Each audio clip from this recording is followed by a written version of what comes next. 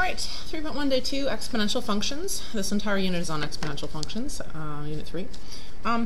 Here's the assignment. Again, there's lots of information down here. Please make sure you read these things so that you don't do everything. Again, I'm not asking you to tell me about an asymptote or about domain and range. Simply sketch the original graph and the given graph on the same grid and label one clearly, just like we did on the first assignment.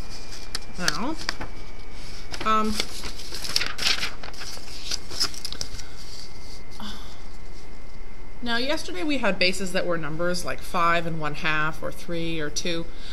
Today, our base value is e. Now, e is just a number. It's just like pi. It stays the same. Pi is 3.14159 and so on. E is also an irrational number that does not have an end. It's 2.71828 approximately. Now, whenever you have an exponential function with a base e, that's called a natural function.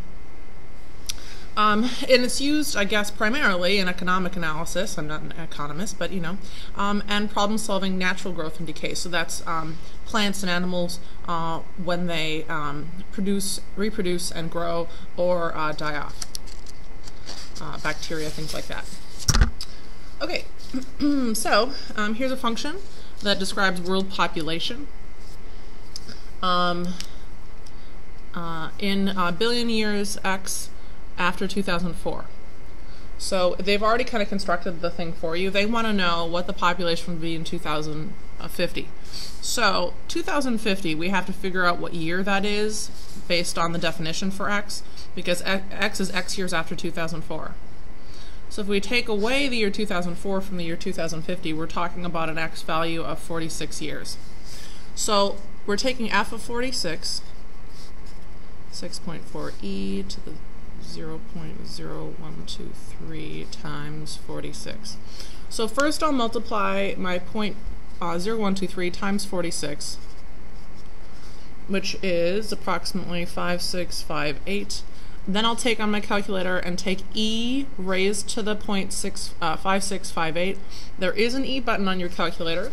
I can find it for you.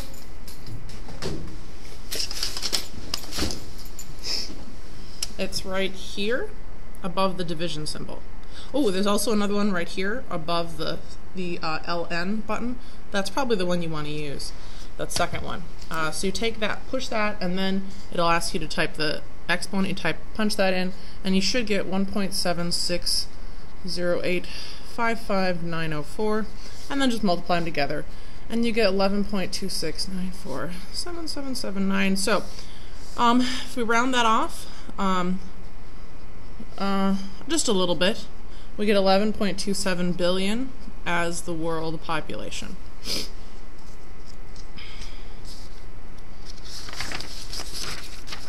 Now, interest is the next topic for today. Compound and exponential interest. Anyway, continuous compounding interest, that is. Goes with this formula. Now I've defined all the variables down here. N is the number of times per year interest is compounded. Well, basically what this means is you're putting money into an account, and when you give money into an account that builds money, you basically get paid for the little periods of time that you leave the money in the account. So if the money is compounded monthly, you're going to see every month a little extra money added into the, for example, savings account. So if n is the number of times each year the interest is compounded, and it's monthly, that would be 12 for this value. A and P, A is the original amount, P is the original amount placed in the account, and A is the amount you get when you close the account. So P is called the principal. So I always think of principal as the first thing. So that's your first, and then A as your amount at the end. So we can use this formula. Oh, there's another one for continuous compounding. This is very similar to the other one. A and P are defined exactly the same. T is the number of years the money is in the account. It replaces our N value.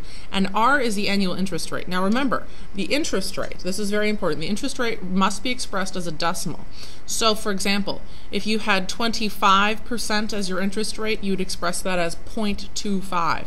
Or if you had 8% as an interest rate, that would be expressed as an R value of 0.08.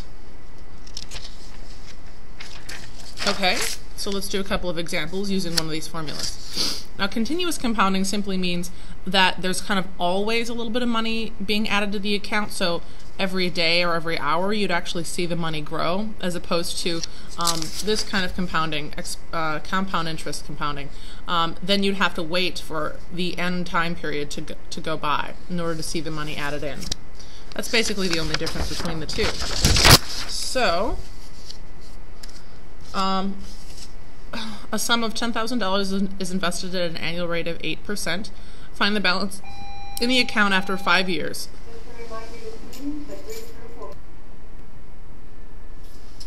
Okay, so quarterly compounding.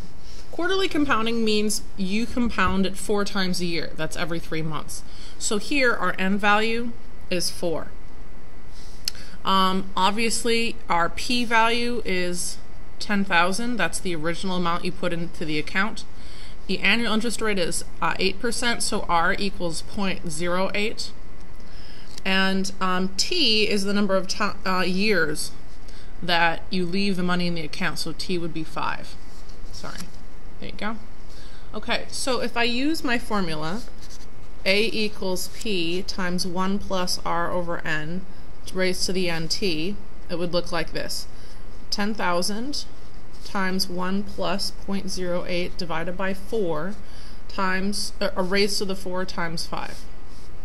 Alright, so that's 10,000 times 1 plus 0.08 divided by 4 is 0.02. 4 times 5 is 20.